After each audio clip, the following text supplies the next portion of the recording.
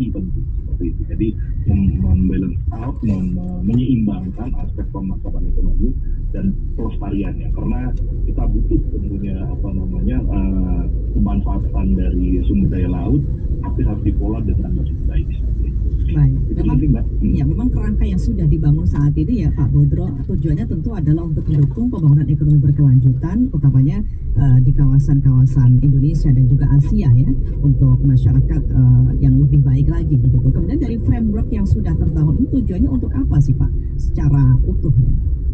Nah, tadi yang seperti kami sampaikan, sebenarnya kelompok ini kan menjabarkan strategi, tujuan, dan prioritas untuk optimalisasi pemanfaatan potensi ekonomi. Nah, dalam hal tersebut, perlu kita lihat lebih dalam lagi bahwa dalam rangka tadi memanfaatkan pengembangan potensi ekonomi kelautan, kita akan berbicara inovasi dan lain sebagainya, seperti itu pengembangan standar dan lain sebagainya. Namun kita juga berbicara tadi bagaimana ini sebagai contoh yang lain, kita bisa melihat bagaimana untuk melakukan fishing atau perikanan nelayan yang baik itu standarnya seperti apa, level gross tonnasenya seperti apa, kemudian berapa atau zoning wilayah tangkapnya, itu hal yang penting perlu didiskusikan sehingga tadi kita bisa lebih optimal dalam mengeksplorasi hasil laut, tapi juga sustain dalam artian biota-biota yang ada juga tidak terganggu seperti itu. Jadi tetap pemanfaatannya bisa dilakukan secara berkelanjutan. Oleh karena itu juga dalam rangka blue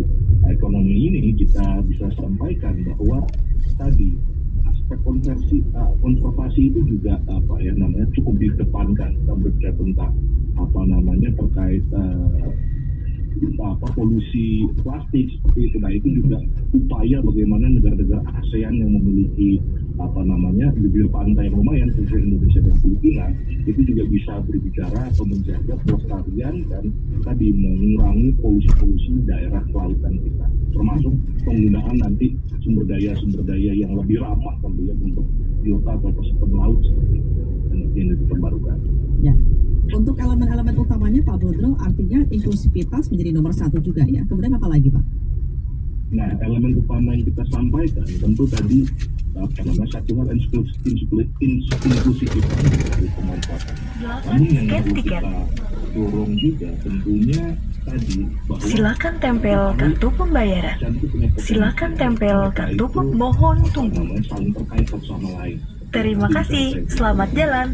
Tapi yang perlu kita dorong sebenarnya potensi pemanfaatan. Tadi kalau kita sampaikan, kalau gambaran data mungkin sektor mentah atau sektor dasar dari agriculture, perikanan, dan forestry itu mungkin masih 20 sampai 10 hingga 20%, artinya bisa lebih besar. Pun demikian dengan pengelolaannya. Jadi aspek pengembangan teknologi itu jadi penting.